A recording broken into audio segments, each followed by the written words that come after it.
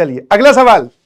Sir common terms, जो प्रयास batch वाले बच्चे मुझे सुन रहे होंगे, आपको जब पढ़ाते हैं, ठीक है, मैं अभी मैंने जिस बैच को पढ़ाया है और आपने YouTube से भी पढ़ा होगा, तो आपने लेक्चर्स देखे होंगे, तो हम लोग common number of common terms का जब आता है टॉपिक, तो मैं तो ये लिख देता हूं बगल में 100% क्वेश्चन आएगा।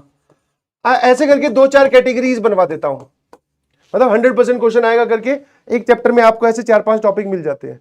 चिल्ला कर बोला था कि इससे जी एडवांस वाले भी सवाल पूछ रहे हैं आजकल रेगुलरली, तो मेंस वाले देखो क्या है, सिंपल सी कहानी है। एडवांस क्या है, बड़े भैया है, मेंस छोटे भैया है।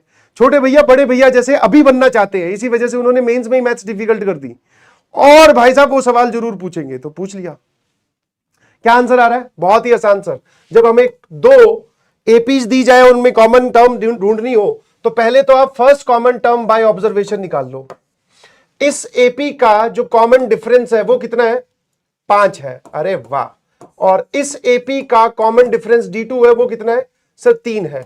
तो ये जो कॉमन टर्म्स वाली सीरीज आती है, ये भी एक एपी होती है, और इसका जो कॉमन डिफरेंस होता है वो इन दोनों का एलसीएम होता है। बहुत बढ़िया। तो मतलब सर अगली टर्म आएगी, इसमें 15 जोड़ने पर, दैट इज 24, और फिर 15 जोड़ने पर आप बात समझ गए। बस ऐसे करते करते आपको ये टीएन लिखनी होती है। अब टीएन की बात बताओ फटाफट। हाँ बेटा 7 आंसर आ रहा है, कोई बात नहीं, Thala for a reason, I understand, but एक बार देख लूं, मैं भी इतनी देर से कैलकुलेट कर रहा था, तो थोड़ा मेरे को भी तो परफॉर्म करने का मौका दो, थोड़ी मैं भी 2-4 ज्ञान की बातें बोलूं, तुम रिलैक्स भी हो सकते हो। सर एक काम करते हैं, टीएन लिख सकते हैं, तो टीएन क्या आ जाएगा? That is a plus n minus 1 into D, D is the common difference 15। अब इस कॉमन सीरीज वाली की जो लास्ट टर्म होती है, वो इन दोनों में से जिसकी लास्ट टर्म छोटी है उससे छोटी और बराबर कर दो।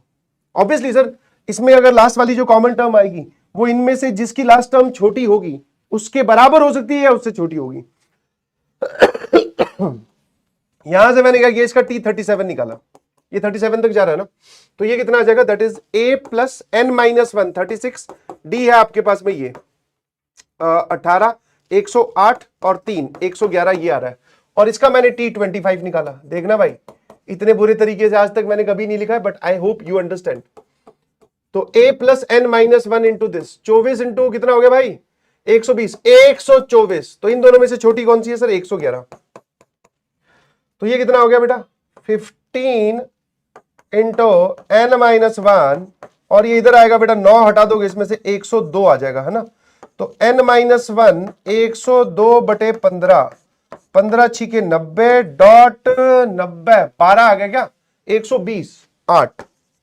सर n माइनस जो 1 है वो 6.8 से छोटा, तो n जो है वो 7.8 या 7.8 से छोटा।